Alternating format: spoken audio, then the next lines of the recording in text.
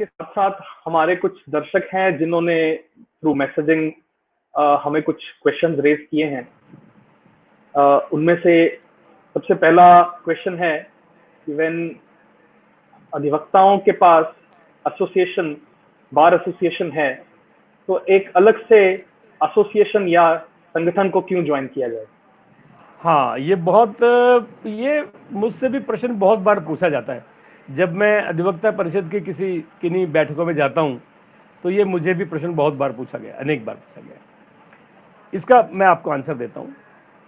देखिए, जो bar association है उसकी जो कार्य पद्धति है वो हम सबको ज्ञान में है।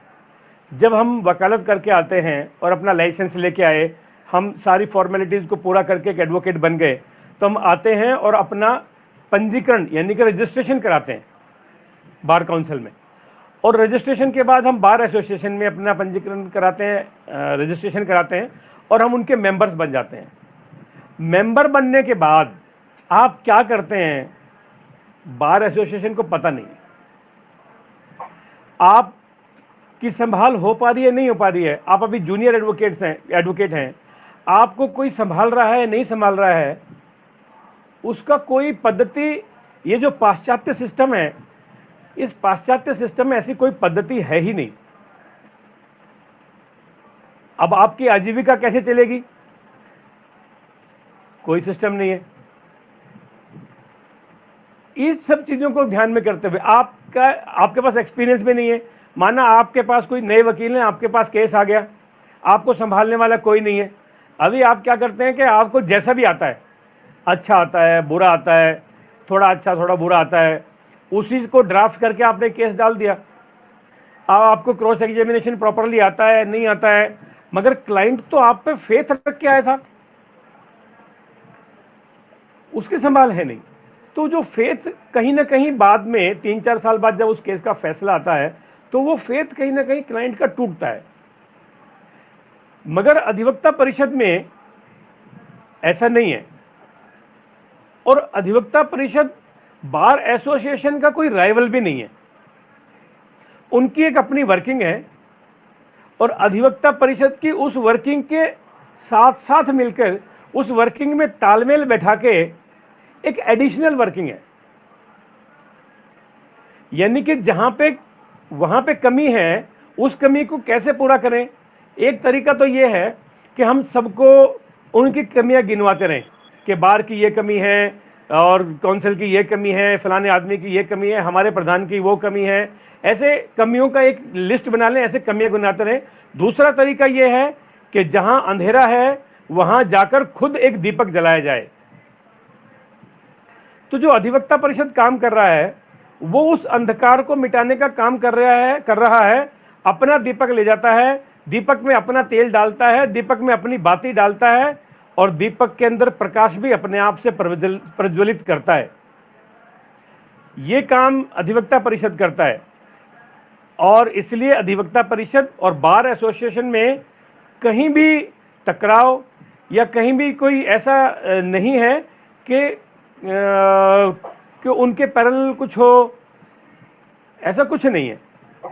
वो सिस्टम जैसा है वो वैसा है, चल रहा है, वो स्वीकार्य है, हम सबको स्वीकार्य है, हम सब स्वीकार करते हैं, हम सब लोग पूरे सम्मान के साथ उसका हिस्सा हैं।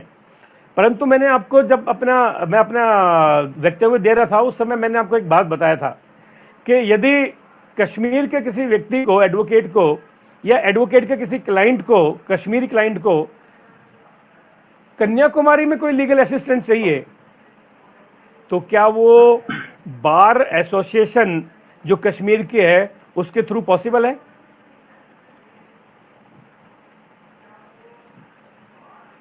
क्योंकि वो उसके थ्रू पॉसिबल नहीं है। पॉसिबल इसलिए नहीं है कि वो जो अपना बार एसोसिएशन है वो एक यूनिट की एसोसिएशन है। वो जिला यूनिट हो सकती है, वो सब डिविजनल यूनिट हो सकती है, वो हाई कोर्ट की यूनिट हो सकती है, वो सुप्रीम कोर्ट की यूनिट हो सकती है। परंतु उस यूनिट का वो अपने आप में एक इंडिपेंडेंट यूनिट है। उस यूनिट का कन्याकुमारी, कोचीन, तमिलनाडु में कोई जगह, मणिपुर में कोई जगह, इनसे कोई तालमेल नहीं है। मगर अधिवक्ता परिषद जो है वो वो भारतीय कंसेप्ट है, वो पेपर्स पे नहीं है। भारतीय कंसेप्ट, सारे कंसेप्ट पेपर पे नहीं है।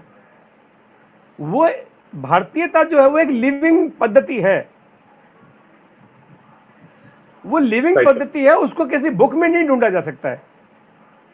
और पूरे विश्व को ये लिविंग स्टाइल जो है, भ्रातृत्व भावना की जो स्टाइल है, हमारा जीने का जो ढंग है भारतीयता का, वो पूरे विश्व को सिखाना है।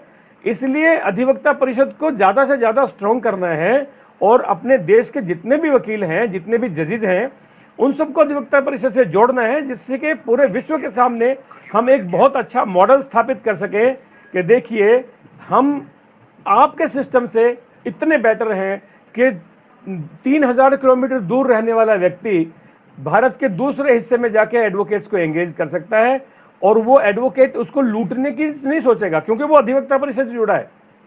वो सोचेगा कि मेरा प्राथमिक उद्देश्य क्या है कि मैं इसको न्याय दिलाऊं। ये मुझ में 3000 किलोमीटर दूर से फेथ रख के आया है, तो इस फेथ को कैसे कायम रखूं मैं, ये टूटे ना मेरा फेथ। तो वहां पे जो पैसा है वो गौण हो जाता है, सेकेंडरी हो जाता है, और जो अधिवक्ता परिषद जो उसका उद्देश्य है कि इसकी मैं मदद करूंगा, वो प्राइमरी हो जाता है। अगला क्वेश्चन है सर, हमारे अमित बंसल जी हैं, वो पूछते हैं कि भारत के बाहर अधिवक्ता परिषद का विस्तार किस किस देश में हुआ है, कृपया इसकी जानकारी दें। अभी भारत के बाहर अधिवक्ता परिषद का विस्तार नहीं हुआ है ऑफिशियली, मगर हम अपना जो कंसेप्ट है उसको ऑलरेडी लेके जा चुके हैं, और वो कंसेप्ट मलेशिया में जा चुका है, वो कंसेप्ट बांग्लादेश में जा चुका है, कंसेप्ट नेपाल में जा चुका है, और उस कंसेप्ट की कड़ी में म्यांमार से भी अभी हमारे पास एक व्यक्ति जुड़े हैं, एक एडवोकेट यंगून, जिसको हम कॉमन भाषा में रंगून कहते हैं, और वहां पे उसको यंगून कहते हैं। उस यंगून के एक एडवोकेट हमारे साथ अभी जुड़े हैं अखिल भारतीय अधिवक्ता परिषद के साथ।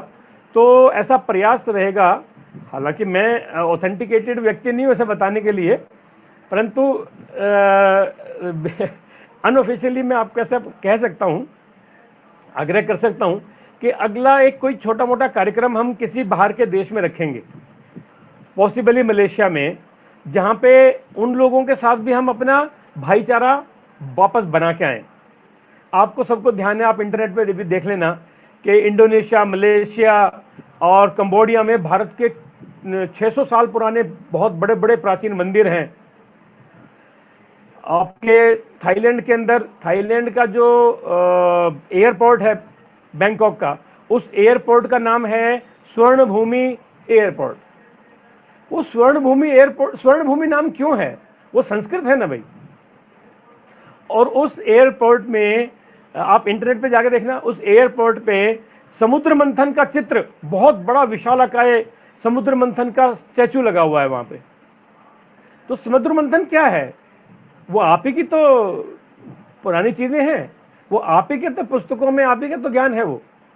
तो उन देशों में अभी थोड़ा सा कल्चर से डिस अटैचमेंट कहीं ना कहीं थोड़ा बहुत हो गया है। उसको वापस एसोसिएट करना, उसको वापस जोड़ना, तो ये कॉन्सेप्ट हम भारत के बाहर भी धीरे धीरे लेके जा रहे हैं, और ये प्रयास है, बिल्कुल प्रयास चालू है। और आपको हम लोग यूके के 3 किंगडम्स में जाके भी अपनी कार्य पद्धति को लोगों को बता चुके हैं, जिसमें स्कॉटलैंड, जिसमें नॉर्दर्न आयरलैंड, और जिसके अंदर इंग्लैंड। अभी वेल्स में नहीं गए, तो ऐसे यहाँ पे रूस के अंदर भी जाके बता चुके हैं कि किस तरह से हम काम करते हैं, और कैसी हमारी पद्धति है कि एक छोटे से छोटे व्यक्ति को, जिसका परिवार बहुत गरीब था, एजुकेशन के पैसे नहीं थे, उसको संगठन से जोड़ के और उसके दिमाग में लेक्चर्स के माध्यम से, लीगल फील्ड के जो लेक्चर्स हैं उनके माध्यम से, सीनियर वकीलों के एक्सपीरियंस के माध्यम से, कैसे हम उसके मस्तिष्क को उन्नत बनाकर उसको एक बड़ा वकील या उसको एक अच्छा देश का नागरिक बना देते हैं। ये कंसेप्ट देश के बाहर भी लेके गए हैं, मगर अभी संगठन खड़ा नहीं हुआ है। केवल नेपाल में एक है संगठन, अखिल नेपाल अधिवक्ता परिषद। धन्यवाद सर। हमारा एक और क्वेश्चन आया है कि हाउ द परिषद help the society in legal way? I told you earlier also that Yes, sir. we are establishing free legal aid centers. These are not camps. Camps are temporary. Camps may be for 1 day, 2 day, 3 day, 4 day, maybe for a week. Exactly, sir. But these are centers. These are nature of these centers is permanent. So this model we have already started to implement in entire country, but we have lot of things to achieve. Still we are in the way. We have not reached the destination. So अभी बहुत काम इसमें करना है. तो जो आपने पूछा कि कैसे न्याय सुलभ हो, आसान हो, वो सारा काम हम ऑलरेडी कर रहे हैं. Right sir. एक आखिरी क्वेश्चन के साथ मैं विराम दूंगा. एक राकेश सप्रा जी ने एक क्वेश्चन पूछा है कि क्या अधिवक्ता परिषद ने इस कोरोना महामारी के जंग के लिए कुछ कार्य किया है या क्या हमने सोचा है इसको करने के लिए? हाँ, बिल्कुल. अधिवक्ता परिषद का जो हर वकील है, मैं आपको अगर अपने ही बारे में बताऊं तो मैंने 2 लाख रुपए से ऊपर कोरोना का ये जो संक्रमण का जो काल है, इसमें अलग अलग ऑर्गेनाइजेशन को दिया है. और मेरे जैसे जैसे ना जाने कितने अधिवक्ता हैं अधिवक्ता परिषद से जुड़े हुए, लगभग सभी, नॉट कितने, नॉट 1 और 2 और 10 और 100, लगभग जितने अधिवक्ता परिषद से जुड़े हुए एडवोकेट्स हैं, उन सब ने यथा योग्य जिसकी जैसी क्षमताएं थी उसके अनुसार कहीं प्राइम मिनिस्टर फंड में दिया है, कहीं सीएम वेलफेयर फंड में दिया है, और बहुत से लोगों ने सेवा भारती को दिया है. क्योंकि सेवा भारती ने समाज के अंदर इतना बड़ा काम किया है. सेवा भारती ने शायद मुंबई अकेले में 6 लाख लोगों को हर रोज खाना खिलाया है. 6 लाख लोगों को. उसके पास कोई फंड विदेश से नहीं आता है. उसकी फंडिंग कौन करता है? उसको हम लोग या मेरे जैसे अन्य जो ऐसे राष्ट्रवादी विचार के व्यक्ति हैं, वो उनके योगदान से ही चलता है. तो अधिवक्ता परिषद का एडवोकेट देश ऐसे विकट परिस्थिति से गुजर रहा हो और उसमें उसका योगदान ना हो, ये संभव ही नहीं है. ऐसा सोचा नहीं जा सकता. हम हमारी क्षमताओं से आगे बढ़कर भी योगदान करते हैं. और आर्थिक योगदान तो छोड़ो, आर्थिक योगदान से बढ़ के भी योगदान करते हैं. खुद जाके कई जगहों पे सैनिटाइजेशन कराना, या भोजन ठीक ढंग से लोगों को पहुंच रहा है नहीं पहुंच रहा है उसका ख्याल करना, वो सब भी करते हैं. हमने अपने आप को केवल पैसा कमाने की मशीन नहीं बनाया हुआ है. हम देश का एक जिम्मेदार व्यक्ति हैं. जितनी प्रकार से भी देश की सेवा होती है हम उतने प्रकार से करते हैं और कभी थकते नहीं है, बिना थके काम करते हैं. धन्यवाद sir for the insight. And I hope इसके साथ हम सभी को ये अनुभव होगा कि हाँ, अधिवक्ता परिषद किन किन कार्यों में सारी सोसाइटी में हेल्पफुल रहता है. मैं धन्यवाद करना चाहूँगा आज के की स्पीकर श्री देवेंद्र सैनी जी का, कि उन्होंने अपने टाइम में से हमारे लिए ये समय निकाला और इस अहम लेक्चर को देने का कष्ट किया. साथ ही साथ मैं अपने दर्शकों का भी धन्यवाद करना चाहूँगा जिन्होंने आज हमारे साथ जुड़े और हमारे इस पहले लाइव स्ट्रीम सेशन को देखा और उस चीज को समझा. इसी के साथ आज मैं एक और आग्रह और करूंगा कि हम पीएम केयर्स फंड या फिर सीएम वेलफेयर फंड में अधिक से अधिक योगदान दें ताकि इस देश को कोरोना जैसी महामारी से बचाया जा सके. धन्यवाद. धन्यवाद आपका. आपने मुझे इस योग्य समझा कि मैं अपनी बात लोगों के सामने रख सकूं, और जो विषय आपने दिया है उसको पूरी गंभीरता से लोगों के बीच रख सकूं, उनके दिमाग में उतर सकूं, उनके दिलों में उतर सकूं. इसके लिए मैं आपका हृदय से आभारी हूं. धन्यवाद. Thank you very much sir.